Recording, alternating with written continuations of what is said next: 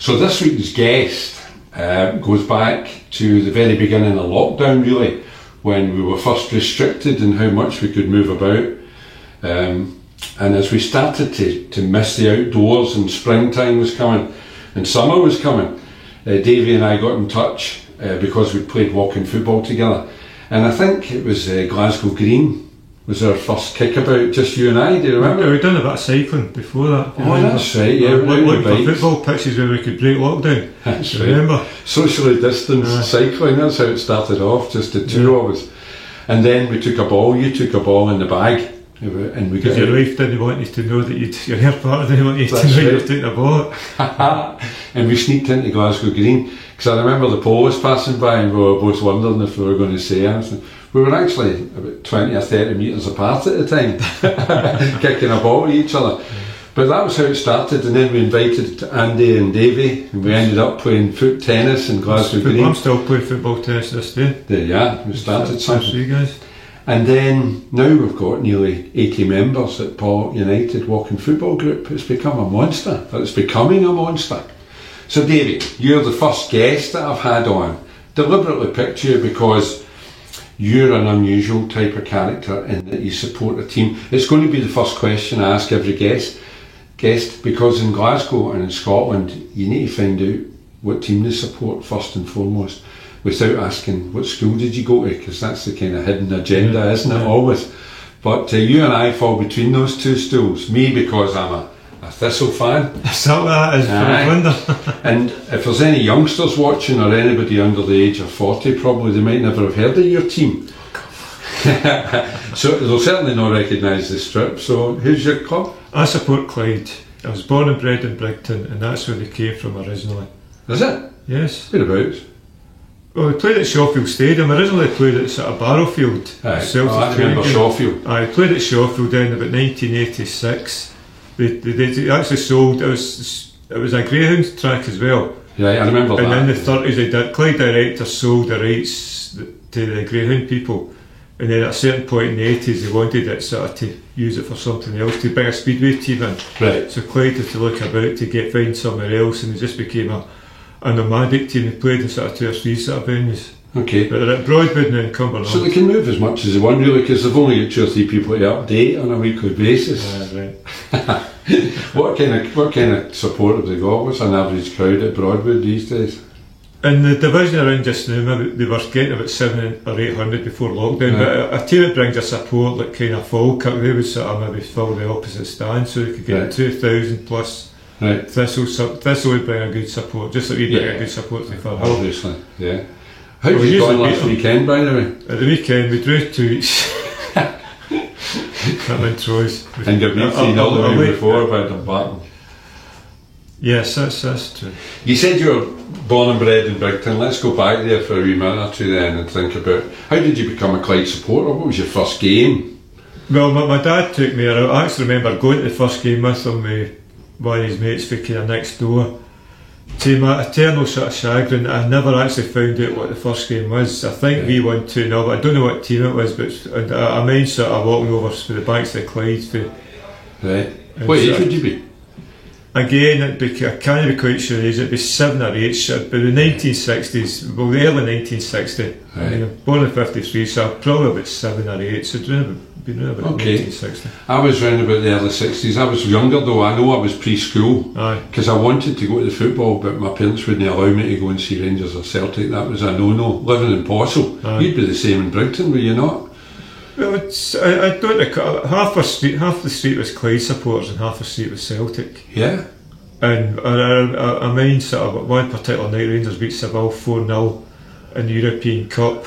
And the next day, all the Clyde supporters, apart from me and John Lind, were Rangers supporters. Right. And that sort of goes back to the root of my kind of intense dislike of Rangers. And Celtic? Rangers in particular? Yeah. You see, that's interesting because as a Jags man, you maybe get this as well, but you've got an answer.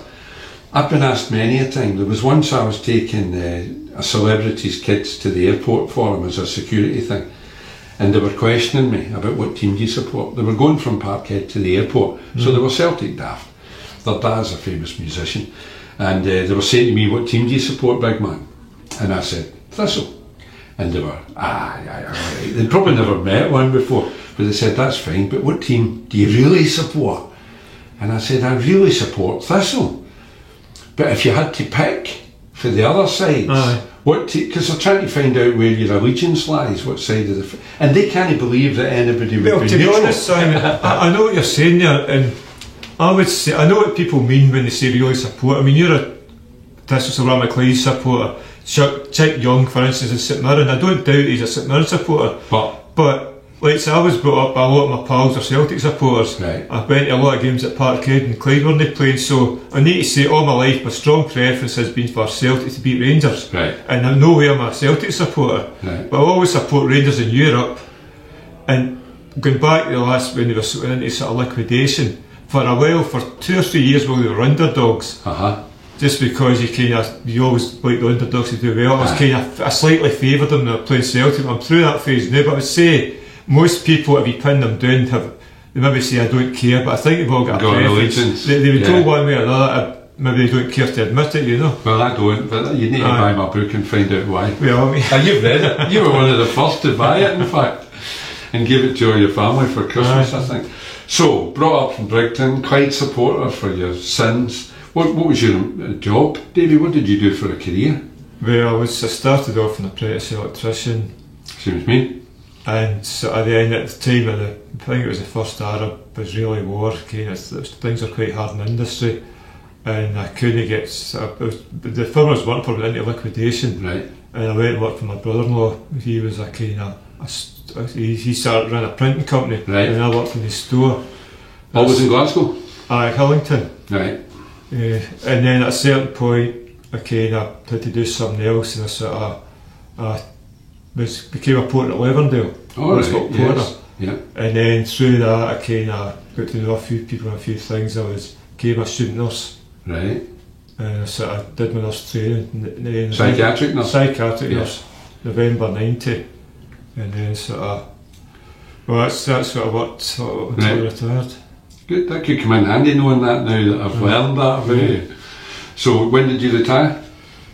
I retired a few years before I should have done, when I was about 63. Okay. Because I kind of felt there was a disciplinary thing, but it was a paperwork transgression at work, and I put through a disciplinary process.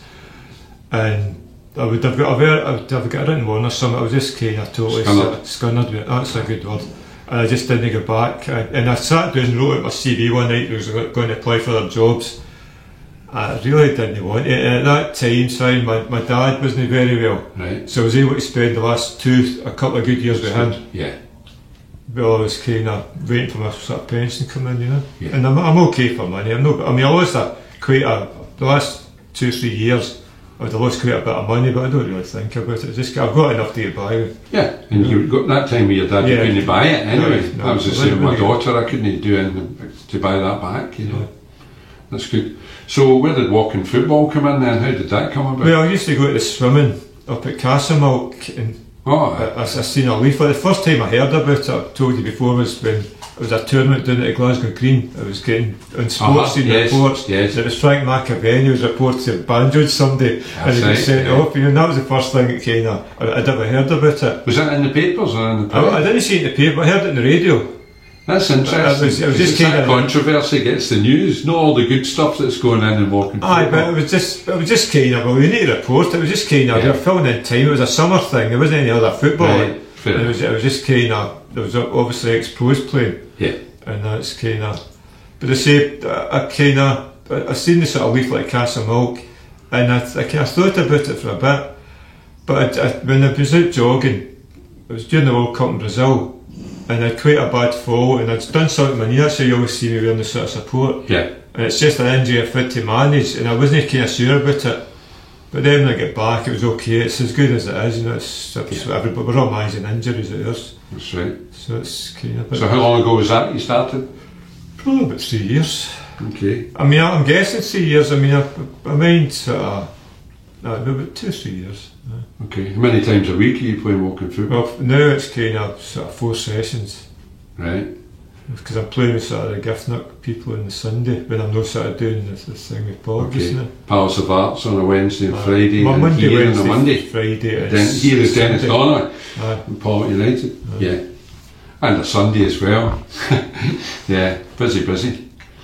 So, with the walking football, what would you change about the rules, Davey? Because everybody's got an opinion about the rules. I think outdoors, Simon, I understand indoors that you can't be running, or it's kind of fast walking, but I think when you're outside jogging football, and it is, the games are sort of playing between ourselves, out with competition, it's more or less jogging football. I think walking football is a misnomer.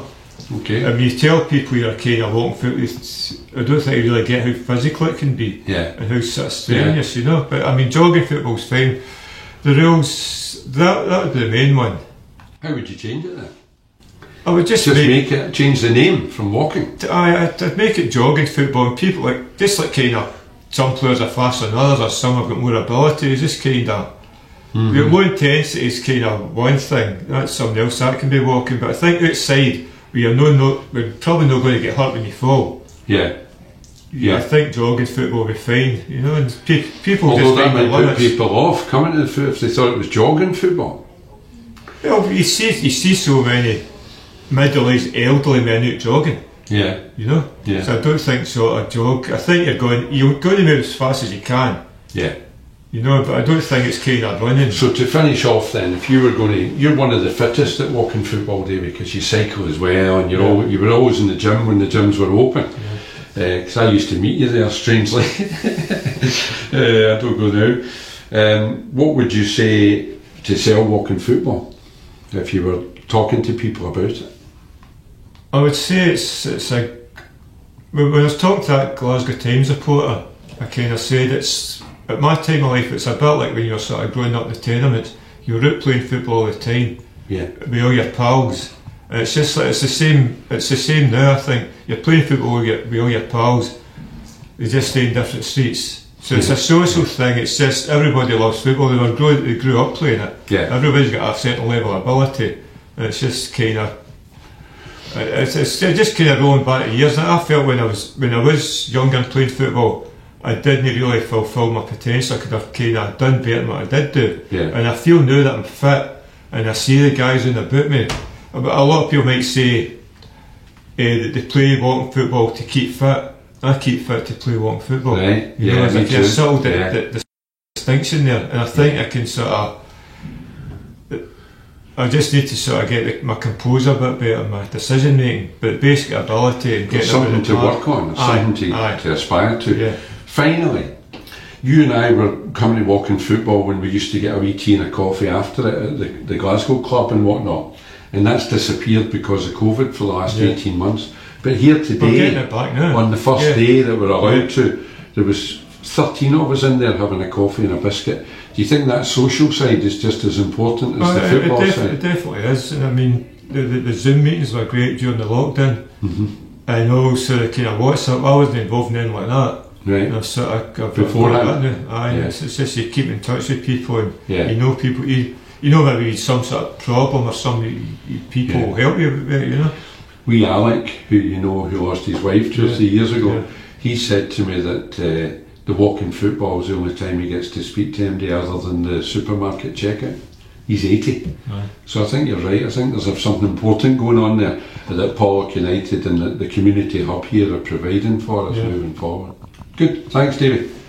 It's good to chat.